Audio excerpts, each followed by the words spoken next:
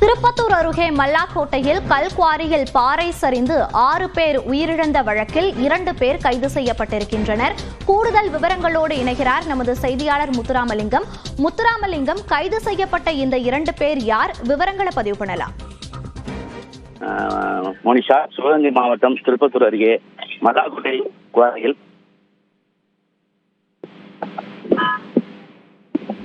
கடந்த 21ஆம் தேதி குவாரியில வெடி வைக்க துளையிட்டார்கள். அப்போது பாறை சரிந்து 6 தொழிலாளர்கள் பலியாயினர். பல்வேறு விதிமீறல்கள், பாதுகாப்பு அம்சங்கள் இல்லாமல் குவாரி நடத்தப்பட்ட நிலையில் குவாரிக்கான லைசன்ஸ் மாவட்ட நிர்வாகம் தற்காலிகமாக ரத்து செய்துள்ளது. இந்நிலையில் குவாரி உரிமையாளர் மேகவர்மன் மீது உள்ளிட்ட 3 பேர் மீது SS கோட்டை போலீசார் வழக்கு பதிவு செய்து விசாரணை நடத்தினர். சம்பவத்தில் இந்த மேகவர்மன் குறித்து சம்பவம் தகவல் மேகவர்மன் தலைவரானார்.